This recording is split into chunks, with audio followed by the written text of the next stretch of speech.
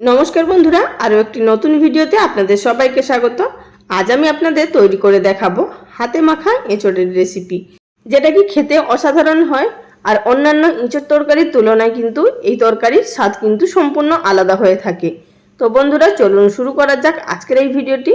সবার প্রথমে আমি এখানে একটি থালার মধ্যে নিয়ে নিচ্ছি একটি ছোট সাইজের এঁচোড়, কেটে ছোট ছোট টুকরো করে। তো কেটে আমি এখানে এঁচোড়টাকে জলের মধ্যে ভিজিয়ে রেখেছিলাম, জলের মধ্যে সামান্য পরিমাণ হলুদ দিয়ে। এতে করে এঁচোড়গুলো কালো হবে না। এঁচোড়ের টুকরোগুলো থালার মধ্যে নিয়ে নেওয়ার পর আপনাদের দেখিয়ে দিচ্ছি, পেছনের খোসাটাও কিন্তু একটুও বাকি থাকবে না। আর মাঝখানে যে একটা শিরা শক্ত অংশ থাকে সেটিকেও কিন্তু আমাদের বাদ দিয়ে দিতে হবে। এবারে এঁচোড়ের মধ্যে দিয়ে দিচ্ছি কিছু মশলা। 1 টিস্পুন পরিমাণ গোটা জিরে শিলে বেটে নিয়েছি। এখানে আছে 12 থেকে 13 কোয়া রসুন, 1 ইঞ্চি আদা শিলে বেটে নিয়েছি। দিয়ে দিলাম সেটি প্রায় 1 টেবিল চামচ পরিমাণ মতো। আর দিলাম এখানে 4টে শুকনো লঙ্কা বাটা, দিলাম এখানে স্বাদ মতো নুন, দিয়ে দিলাম এর মধ্যে 1/2 টিস্পুন পরিমাণ হলুদের গুঁড়ো, আর দিয়ে দিচ্ছি এর মধ্যে একটি বড় সাইজের টমেটো কুচি। এখন এর মধ্যে দিয়ে দিচ্ছি 1 চামচ পরিমাণ সরষের তেল। এবার এই সমস্ত উপকরণগুলোকে খুব ভালোভাবে আমাদের হাত দিয়ে মেখে নিতে হবে। আর বন্ধুরা, এখানে কিন্তু সমস্ত মশলাগুলো আমি শিলে হাতে বেটে নিয়েছি, আপনারা চাইলে মিক্সিতে বাটা মশলাও ব্যবহার করতে পারেন। তো এঁচোড়টা মেখে নেওয়ার পর 10 মিনিট মতো রেস্টে রেখে দিয়েছিলাম। তারপর চলে এসেছি সরাসরি রান্নাটা তৈরি করার পদ্ধতিতে। গ্যাস ওভেনের উপরে একটি কড়াই বসিয়ে দিয়ে দিয়েছি 2 টেবিল চামচ পরিমাণ সরষের তেল। তেল গরম হয়ে যাওয়ার পর দিয়ে দিচ্ছি এর মধ্যে দুটো মাঝারি সাইজের আলু ছোট ছোট টুকরো করে কেটে। তো এখানে আমি আলুটা ভেজে নিচ্ছি প্রথমে। উপরে দিয়ে দিচ্ছি 1/4 টিস্পুন পরিমাণ নুন। আর এখানে আমি কিন্তু আলু ভাজার মধ্যে হলুদ ব্যবহার করব না, শুধুমাত্র নুনটাই ব্যবহার করব। তো নুনটা দিয়ে দেওয়ার পর ভালোভাবে নাড়াচাড়া করে মিশিয়ে নেব এবং আলুটাকে লো টু মিডিয়াম ফ্লেমে ভেজে নেব যতক্ষণ না লাল কালার হয়ে আসছে। তো আলুটা এখানে আমার ভেজে নেওয়া হয়ে গেছে। এবার আলুগুলোকে তুলে নেব। আলু তুলে নেওয়ার পর সেই তেলের মধ্যে দিয়ে দেব ফোড়নে গোটা গরম মশলা, তেজপাতা আর শুকনো লঙ্কা। তো ফোড়ন থেকে যখনই হালকা সুন্দর গন্ধ বেরোতে শুরু করবে সেই পর্যায়ের মধ্যে দিয়ে দেব একটি বড় সাইজের কুচিয়ে নেওয়া পেঁয়াজ। যদি ছোট সাইজের পেঁয়াজ হয় তাহলে দুটো দেবেন। তো পেঁয়াজটাকে গ্যাসের ফ্লেম লো টু মিডিয়ামে থাকা অবস্থাতে ভালোভাবে লাল কালার করে ভেজে নেব।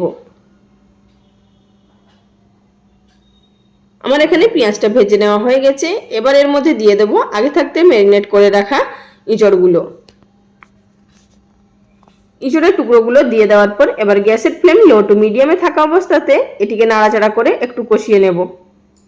বন্ধুরা, এছাড়াও আমার চ্যানেলে প্রচুর এঁচোড়ের রেসিপি আপলোড করা আছে, আপনারা চাইলে দেখে নিতে পারেন। সেই সমস্ত রেসিপিগুলো আপনাদের ভালো লাগতে পারে। এঁচোড়ের পকোড়া, এঁচোড়ের কাটলেট, এঁচোড় চিংড়ি, এঁচোড়ের কালিয়া, এঁচোড়ের প্রচুর রেসিপি আপলোড করা আছে।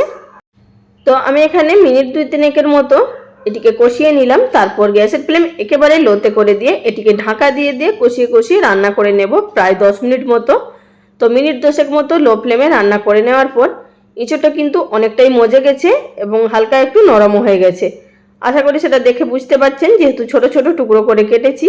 এই পর্যায়ের মধ্যে দিয়ে দেব আগে থাকতে ভেজে রাখা আলুগুলো দিয়ে দেওয়ার পর কিছুক্ষণের জন্য কষিয়ে নেব।